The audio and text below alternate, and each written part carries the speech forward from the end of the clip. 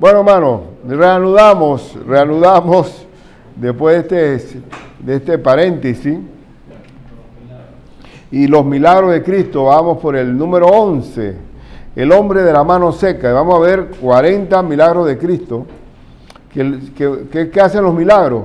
Los milagros muestran el poder de Dios y que es la vivencia de Cristo en tierra, que se glorificó el Padre en cada uno de nosotros. Y cada uno de nosotros da testimonio, porque todos hemos conocido a Cristo en una debilidad personal. Porque todo el mundo, por lo menos en mi caso, yo estoy seguro que la mayoría han llegado a Cristo en una debilidad. Los judíos, y hasta la fecha es así, han convertido el día de reposo. Usted sabe que los judíos se reúnen los días de reposo, o sea, el Shabbat, los sábados, y han convertido hasta la fecha el día de reposo, en vez de ser un reposo, es una penuria. Tienen que irse caminando, no pueden apretar ni siquiera el botón del elevador, y están llenos de reglas y rigores sin amor. Mira, cuando nosotros nos reunimos en la iglesia, el móvil, cada uno de nosotros que trae alguna penuria, se lo llevamos a Cristo. El Señor nos llama a orar unos por los otros. Y de todos nosotros somos carne, somos vasos de barro, expuestos al dolor y a la enfermedad. Y Jesucristo dijo, y le dijo a ellos precisamente, le dijo que yo quiero misericordia y no sacrificio. Ustedes, la misericordia es lo que nos mueve. El amor de Dios viene la compasión por la persona sufrida. Y la misericordia es lo que nos une. En cada culto que nosotros venimos, no nos reunimos en un reglamento, porque esto no es una organización, esto es un organismo viviente que es la Iglesia de Cristo. Entonces, la idea está siempre en que nosotros los hermanos nos arropamos, nos cubrimos nuestra desnudez, nuestra debilidad, y tenemos a Cristo que nos da el consuelo, y Él quiere que estemos unidos, porque ¿cuál es el mandamiento de Cristo para la iglesia? Amaos los unos a los otros. Así como yo os he amado, améis también vosotros. Entonces hoy vamos a ver el caso de el hombre de la mano seca, el hombre que no tenía una mano seca, una mano muerta. Ahora que yo estuve, un día nada más tuve de cuidado intensivo, un día, y me recordé de mi Amilca que tuvo 9, 10 días en cuidado intensivo, y yo sentía que no se iba, no se acababa el día, porque acostumbrado uno a la libertad de movimiento, ahí tú tenías que estar, y no te podías mover, porque después que te hicieron la intervención, no puedes irte, bueno, yo voy a pararme a orinar, no puedes, porque te inmovilizan, porque si te caes, ellos son los responsables. Entonces, y también te puedes caer por la intervención, por las anestesias y todo lo demás.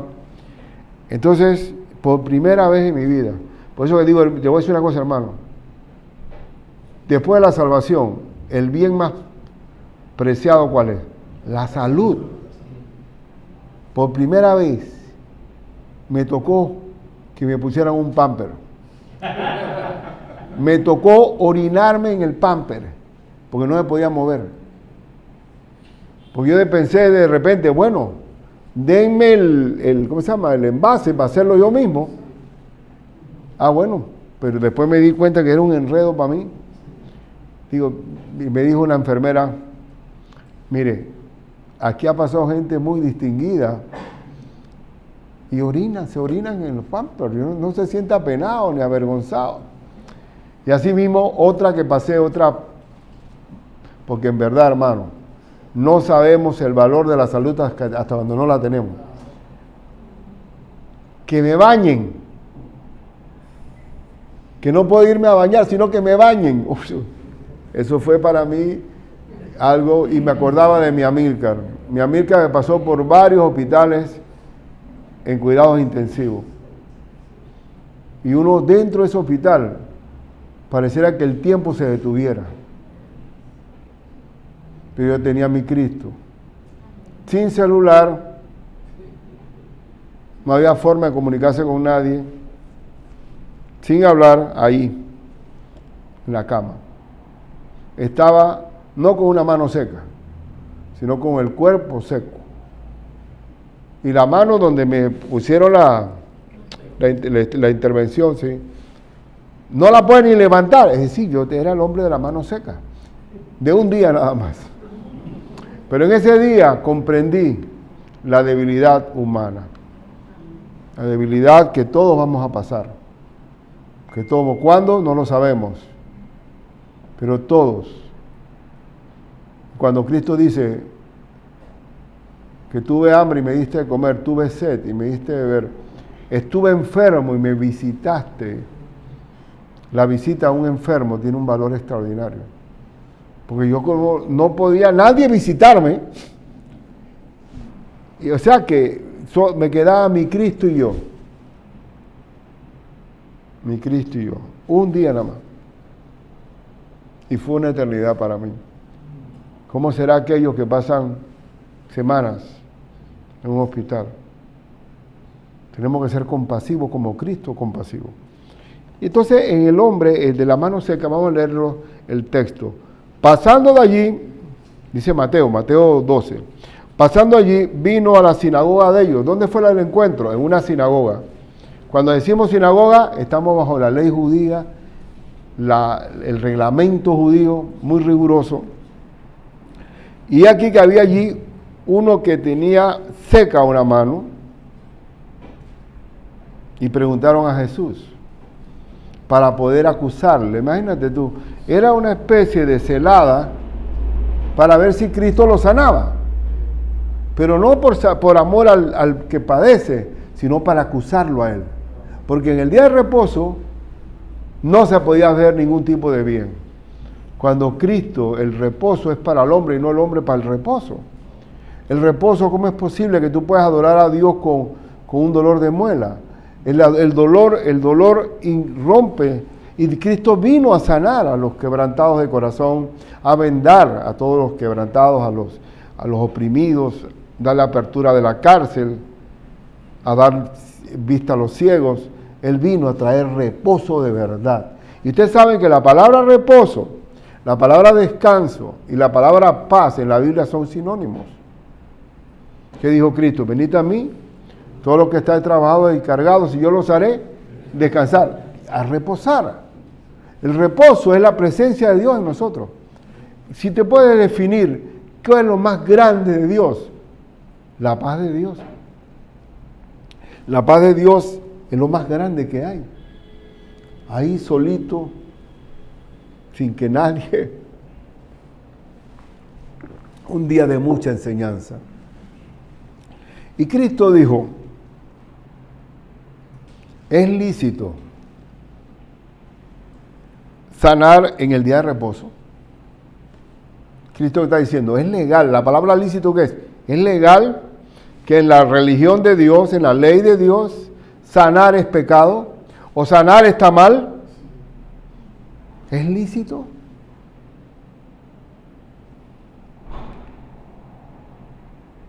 Y el Señor le dice, el argumento más sólido, es lícito, dice, ¿qué hombre habrá de vosotros que tenga una oveja y si cayera en el hoyo en el día de reposo, supuestamente que no puede hacer ningún bien a nadie, no le eche mano y la levante? Y eso que está citando Cristo le habrá pasado a ellos muchas veces. Un asno, una oveja que cayó en el hoyo, se ha desperdigado. Sin embargo, ellos buscaban su oveja o su burro, su asno, pero con el hombre no tenían compasión. Dice, por consiguiente, es lícito hacer el bien en los días de reposo. Si una oveja pues se rescata y se tiene misericordia a la oveja, ¿cómo no va a tenerla un hombre, oye? Eso es como la protección del medio ambiente ahora, que vale más la iguana que el indio. ¿Ah? ¿O qué vale? ¿Cuál es el asunto? Que dice un letrero, prohibido bañarse, y un niño se está ahogando. Y por el letrero no me tiro. No puede ser. ¿Cuál es la máxima? ¿Cuál es la máxima? Cristo le preguntaron, allá al final, antes de llegar a la cruz, le preguntaron los fariseos, todo para tentarle, ¿cuál es el máximo mandamiento, el más grande de los mandamientos? ¿Y qué dijo el Señor? Amarás al Señor tu Dios con todo tu corazón, con toda tu alma, con toda tu mente. Y el segundo es semejante, dice Cristo, y a tu prójimo como a ti mismo. Ellos no amaban ni a Dios ni al prójimo. Ellos mismos inventaron un código de conducta que no tenía que ver nada con la palabra del Señor. Por ejemplo, la Biblia dice, honra a tu padre y a tu madre. ¿Y ellos qué decían? Toda mi ofrenda, todo mi patrimonio es para el Señor, no te puedo dar nada, papá. Entonces, inventaron mandamientos de hombres y enseñaban mandamientos de hombres. Y por eso que no tenían alma. Eran sin alma, S.A. Sin alma.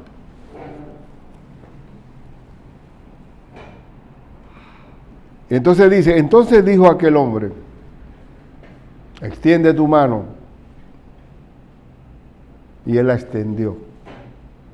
Y le fue restaurada, sana como la otra.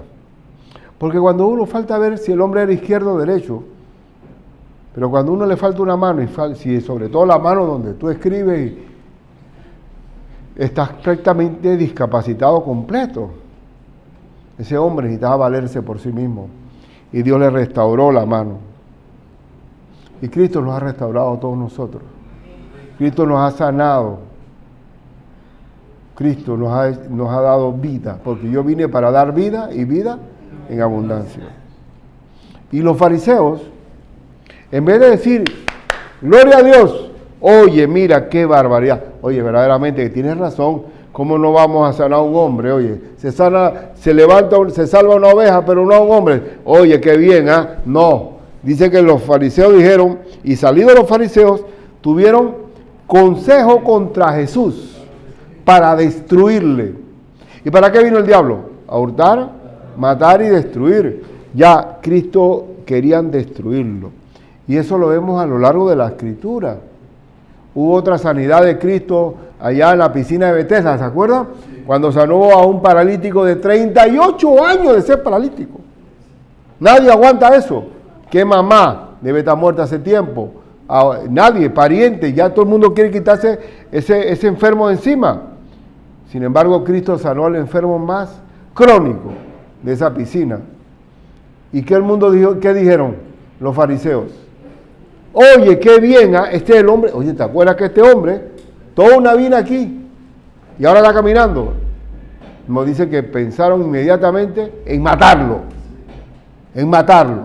Porque el diablo viene a hurtar, matar y destruir. Y por eso que en la iglesia, cuando venimos a la iglesia, venimos a traer nuestras cargas al Señor, a poder lavarnos los pies los unos a los otros, a sobrellevar las cargas los unos a los otros, a poder consolarnos. Y no es un reglamento.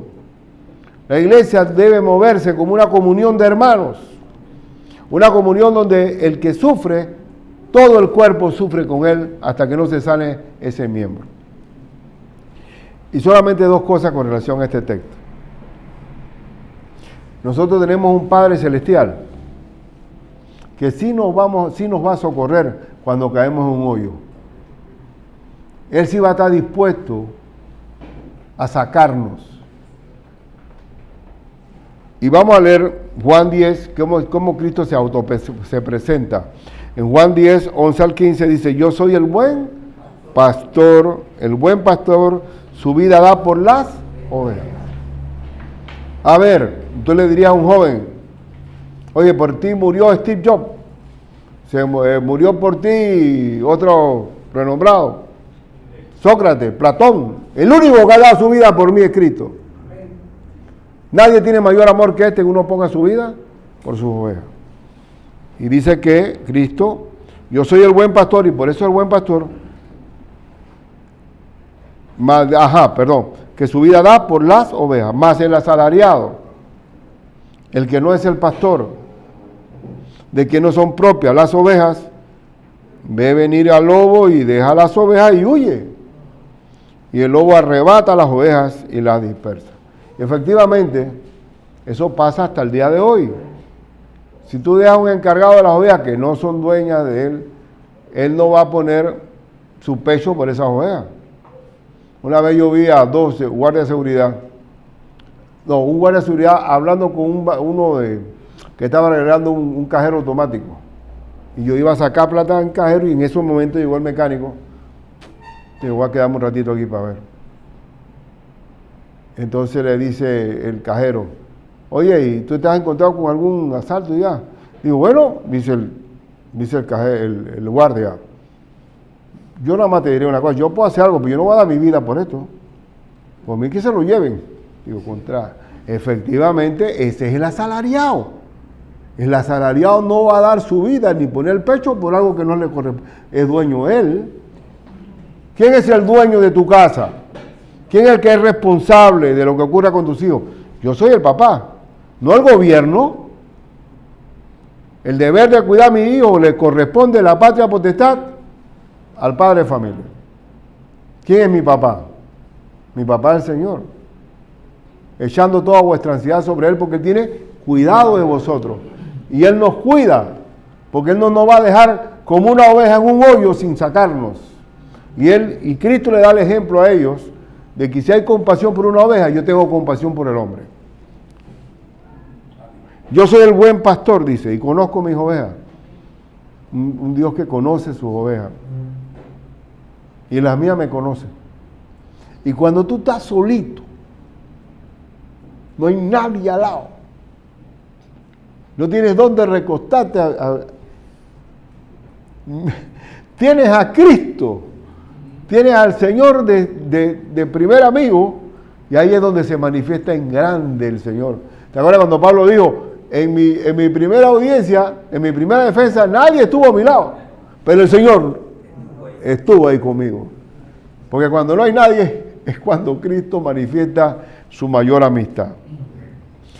Así que como el Padre me conoce, yo conozco al Padre y pongo mi vida por las ovejas.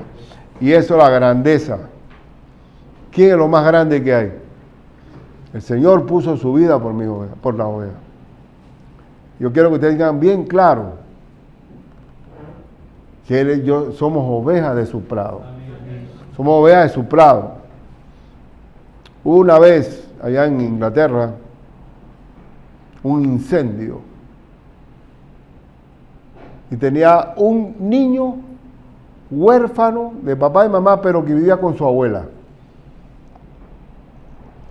Y la abuela se asfixió en el incendio y murió. Y hubo un bombero que trepó al segundo piso, pero estaba tan caliente que se agarró a la tubería de cobre, caliente, y se forzó y agarró, y el niño se trepó allí, y ese hombre quedó todo cicatrizado. Pero se agarró y no soltó al niño. Ese niño, después, no tenía ni papá ni mamá. ¿Se acuerdan que su abuela era la que lo cuidaba? Y hubo como una audiencia pública para ver quién podía asumir la adopción de ese niño. Y se presentaron varios, una directora de la escuela, gente con cierta nobleza para abrigar al niño, hasta que se presentó el mismo bombero.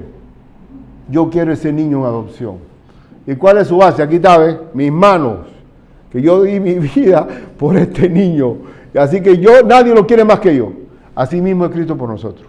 Él dio su vida por sus ovejas. Yo quiero que entiendan la intimidad esa. Y terminando, el amor que hace que el buen pastor ame a sus ovejas, es la máxima expresión de Dios. La Escritura, ¿qué dice? Porque de tal manera amó Dios al mundo. De tal manera, ¿por qué es una de tal manera? De tal manera quiere decir que no hay amor más grande que eso. De tal manera amó Dios al mundo. Es que no se puede entender.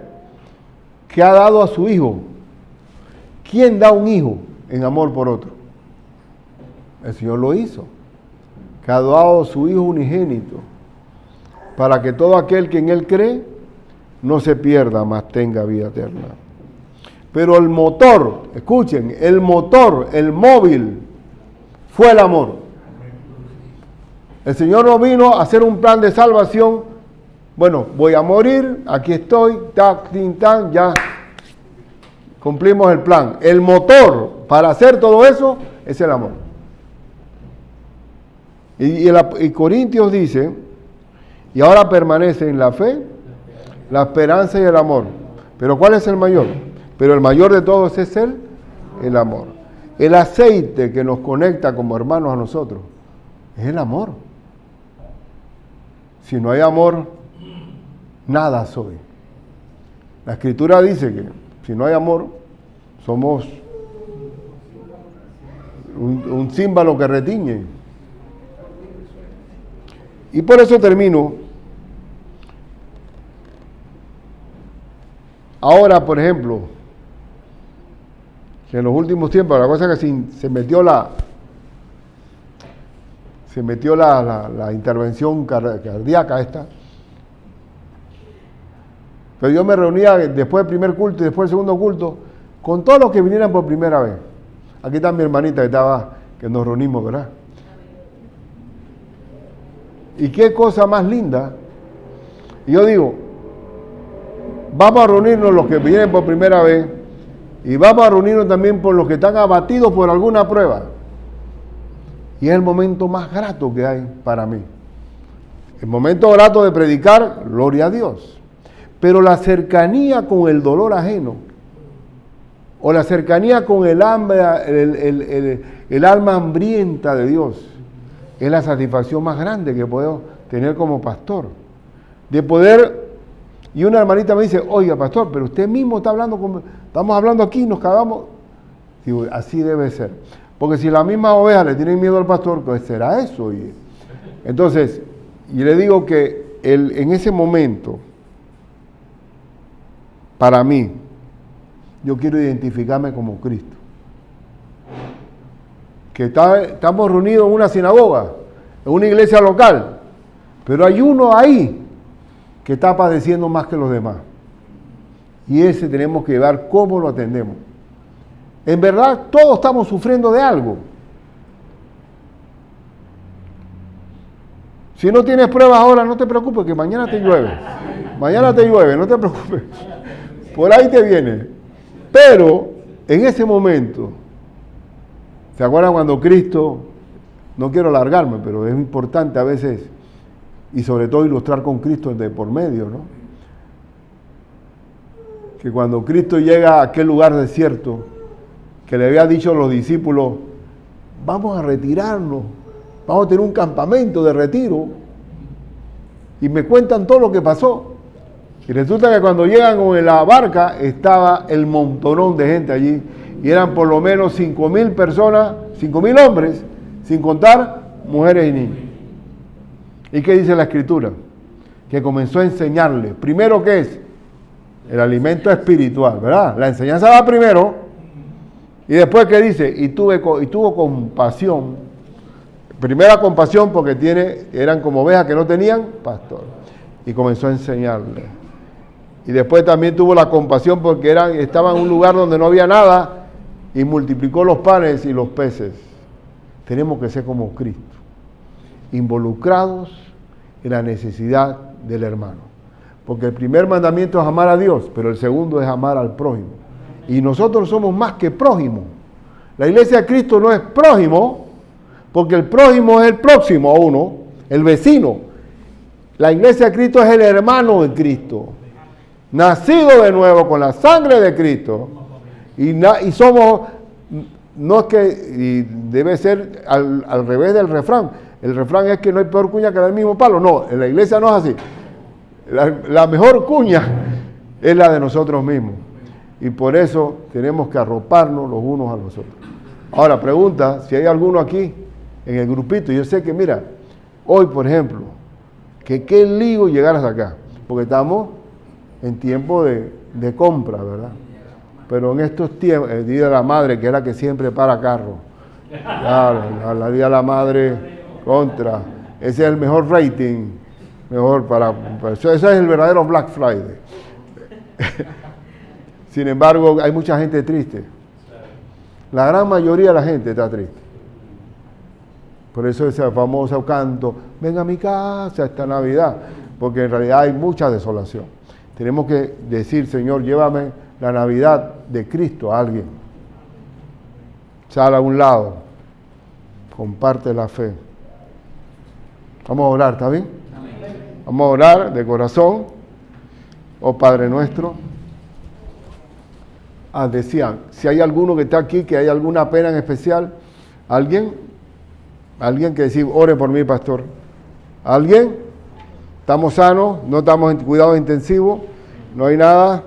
Bueno, pues está bien. Gloria a Dios. Bueno, Padre Celestial, te pido, somos frágiles, Señor. De un día para otro, somos vasos de barro, quebrados, pero te tenemos siempre a ti, Señor, el buen pastor que su vida da por las ovejas, el buen pastor que nos ama, que nada ni nadie nos podrá separar del amor de Dios. Te ruego que manifiestes tu gloria con mis hermanos y glorifícate, Señor, en todo.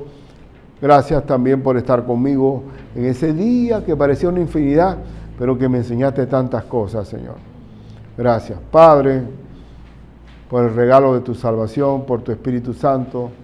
Gracias por tu presencia, por tu paz, por tu reposo, por tu descanso, Señor. En el nombre de Cristo Jesús. Amén.